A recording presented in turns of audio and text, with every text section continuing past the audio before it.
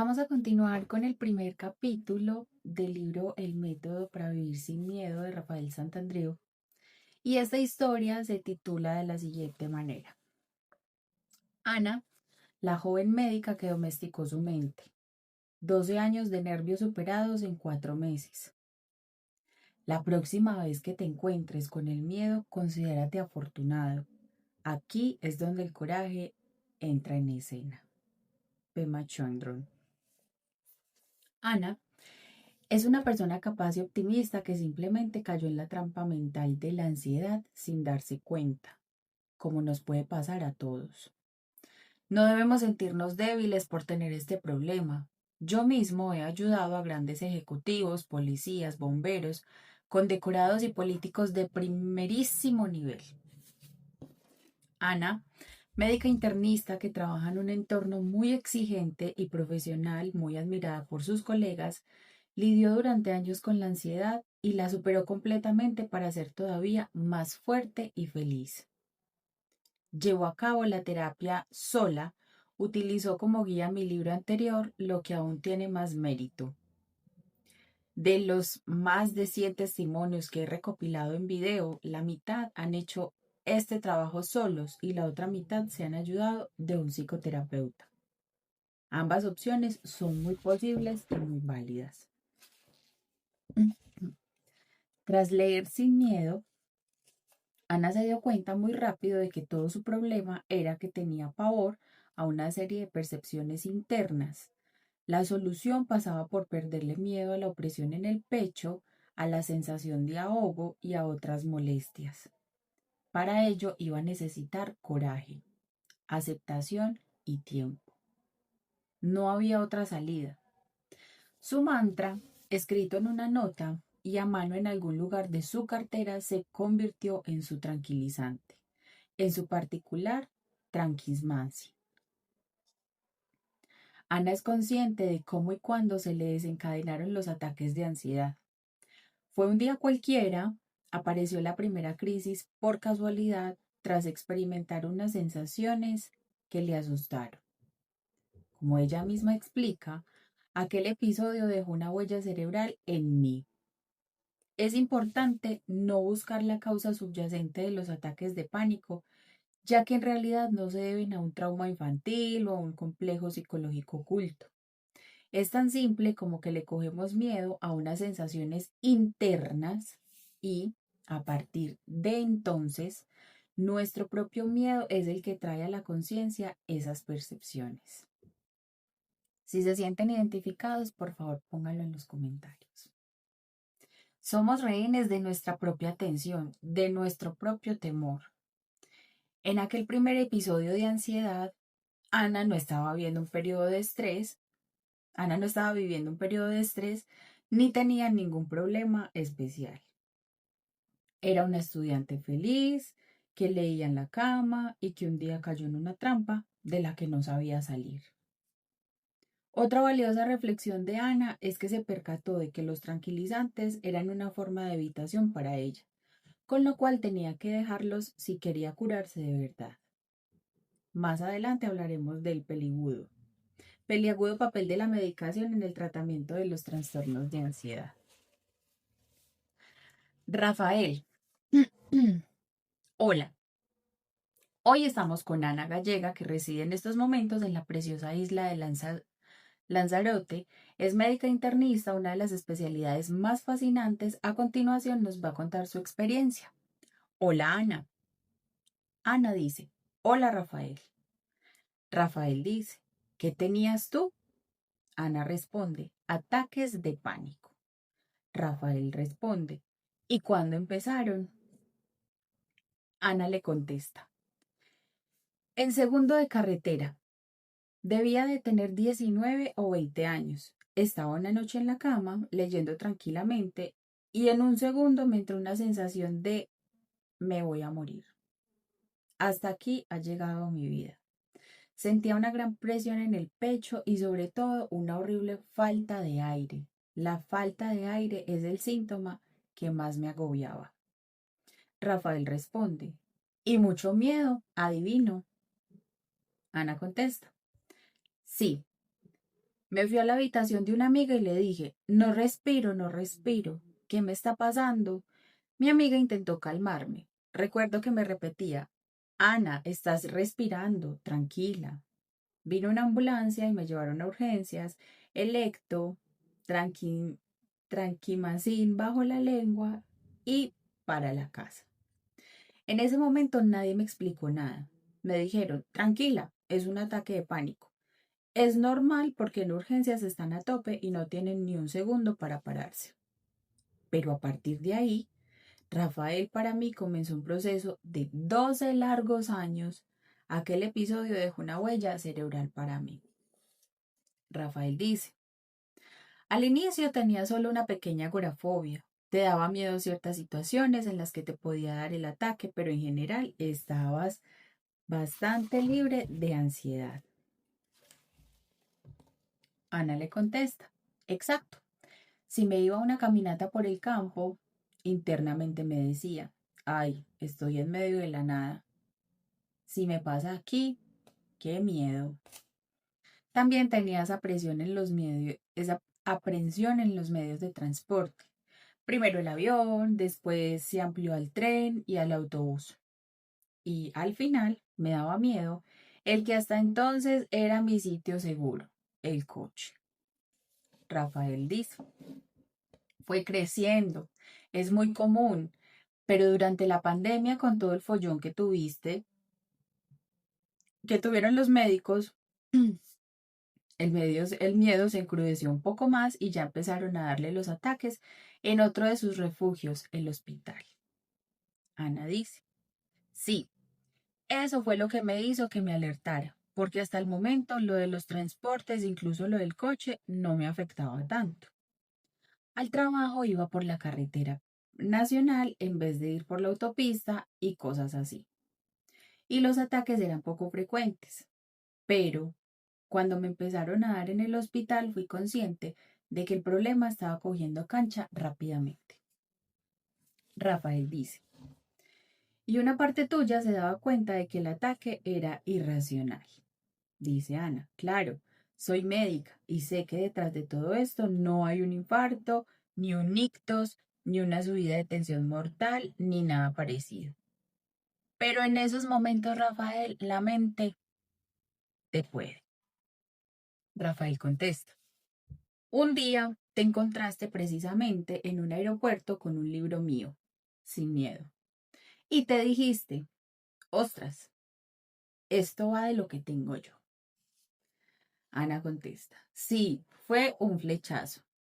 Mi problema es claramente que tengo miedo al miedo, a pasar miedo, a la sensación de miedo.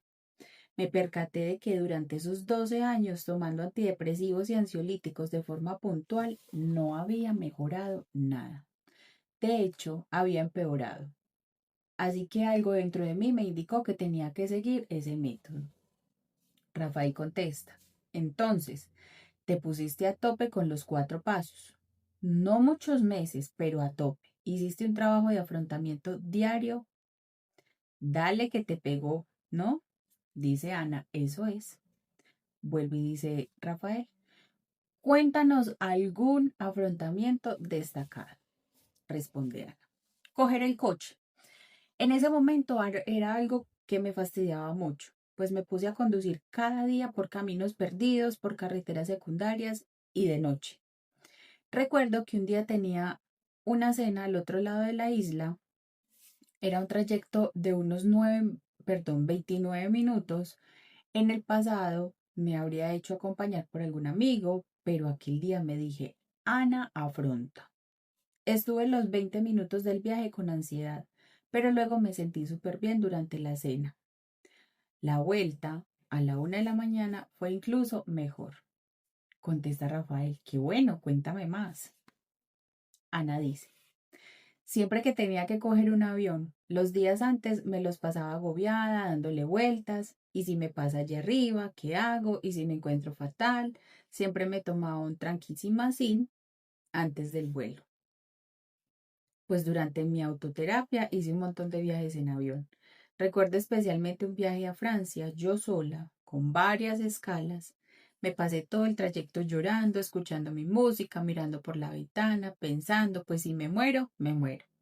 Si me encuentro mal, me encuentro mal. Y Rafael, cuando me di cuenta, me había dormido. Me dormí y no había tomado nada ese día. De hecho, desde que empecé con tu libro dejé toda la medicación porque entendí que los ansiolíticos que los tomaba para esos momentos puntuales eran una evitación y ya no me valían. Lo comprendí muy rápido. Responde Rafael, muy bien, dice Ana. Yo quería volver a ser la Ana auténtica, la que no tiene miedo. Así que fui con todo. Empecé a apuntarme a un bombardeo. Hasta entonces había intentado desplazarme lo menos posible, atraer a la gente a mi zona, pero ya no. Fui de aquí para allá sin pensarlo. Responde Rafael. Cuéntame, esos 3 o 4 meses de afrontamiento de autocuración han sido duros. Responde Ana, sí, claro, han sido fastidiados. Además, de una situación de que tú comentas en el libro, que tienes que ir a peor para luego mejorar. Eso es impepinable. No hay otra manera. Has de dejar de protegerte. No puedes trampear más. Tienes que decidirte. Eso es lo que hay. Tírate a la piscina. Y responde Rafael. Y permitirte sufrir. Dice Ana. Sí, porque te das cuenta que el trampeo, la autoprotección, te hace sufrir más. Y dices, pues ya no. En el proceso de curación hay muchos momentos en que dudas. Joder, Rafael dirá lo que dirá, pero pues, yo no lo voy a conseguir. Responde Rafael.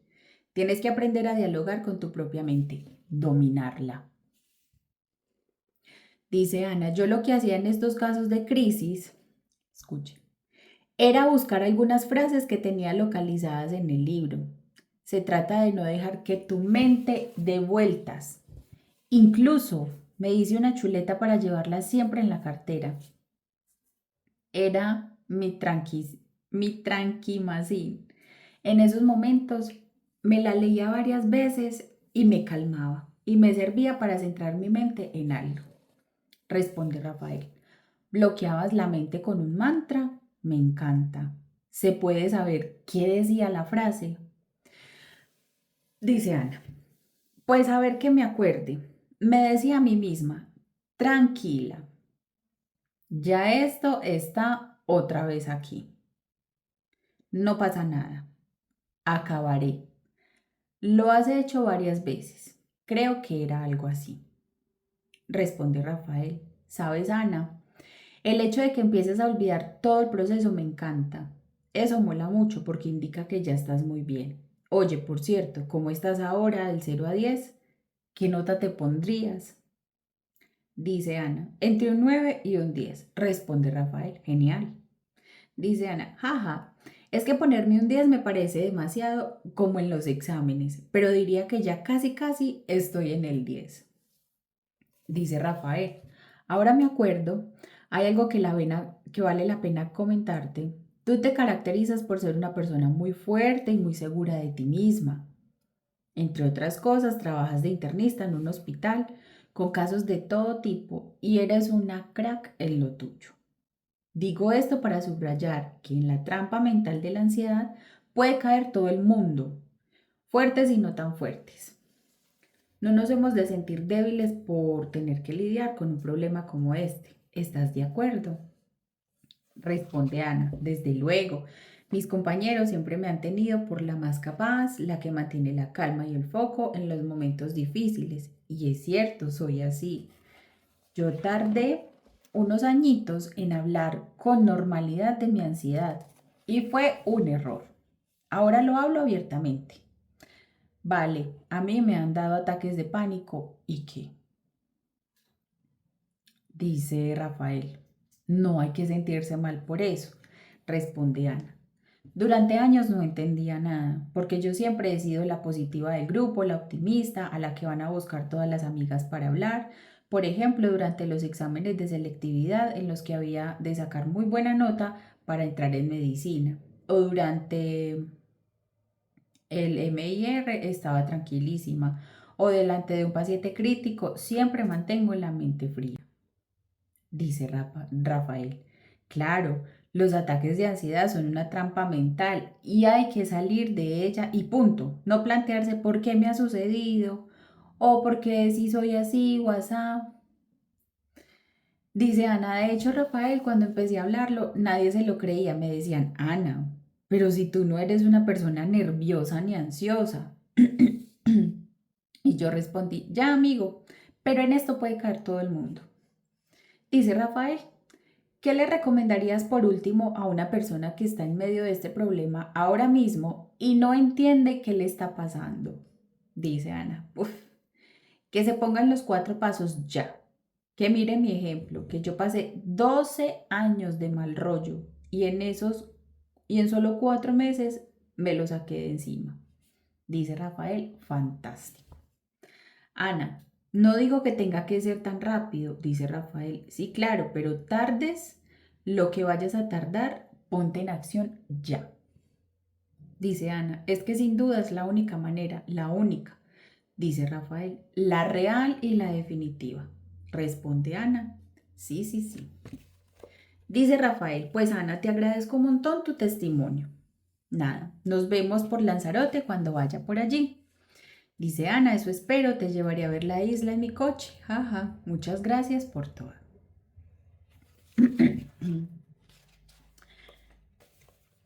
Vamos a leer el comentario final y finalizamos esta pequeña historia.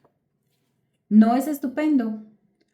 4 meses de trabajo decidido y bienvenida a una nueva vida. Pero atención, porque Ana nos explica que al inicio hay que estar preparados para sufrir. Tendremos que permitir que la ansiedad aumente, el miedo quedará al descubierto y no podremos protegernos como habíamos hecho hasta el momento. Hay que ser conscientes de ello y aceptar ese incremento de malestar que en realidad no será tanto.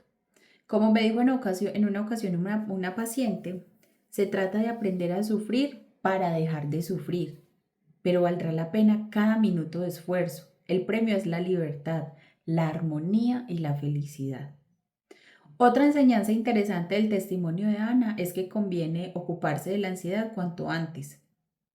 Aunque al inicio, este no plantea una molestia importante. ¿Por qué? Para prevenir que crezca. Los ataques de ansiedad tienen la tendencia a ir a más y cuanto antes los atajemos, más fácil será el proceso. Vale la pena destacar cuando dice, quería volver a ser la Ana auténtica. Las personas tenemos la capacidad enorme para la felicidad y la alegría. Somos como un perro paseando en la playa. El entusiasmo es nuestra característica principal. Nuestra personalidad auténtica es el goce. Es algo que ya decía Charles Darwin y que yo he comprobado una y otra vez. El biólogo dijo, el destino normal del ser humano es la felicidad plena. ¿Por qué? Porque todas las especies animales que han estudiado tienden a la felicidad. No sería razonable no hacerlo, evolutivamente hablando, sin duda. Cuando recuperamos nuestra mente, cuando hacemos que funcione como está previsto, resurge una gran alegría, amor y entusiasmo. Nuestro yo auténtico. Bueno, entonces con esta historia que nos ha compartido Rafael Santandreu y Ana, quiero que hoy te plantees, si no has comenzado, yo sé que es difícil, a mí me costó también, es mi historia personal de vida. A uno le cuesta hablarlo, le cuesta compartirlo, pero lo importante es comenzar. Vamos desintegrando hasta poder entrar y conocer estos 4 pasos que son los que nos llevan a una solución definitiva gracias a este gran psicólogo que tenemos como Rafael Santandreu. Entonces, hoy quiero que integres, que escarbes un poquito dentro de esta historia y que puedas relacionar esta historia con tu vida, que puedas indagar un poquito en qué estás haciendo, cómo lo estás haciendo, si de verdad sientes mucho miedo, si de verdad te identificas con estos síntomas y puedas comenzar a tomar acción. Vamos a dejar este video aquí. Te invito para que te suscribas a este canal, para que nos dejes un comentario, para que compartas tu historia. Este es un espacio donde puedes hacer de ti y de muchas personas una gran enseñanza de vida. Entonces te invito para que te suscribas, nos des un like, nos dejes tu comentario y así podamos seguir creciendo en comunidad. Nos vemos en una siguiente historia.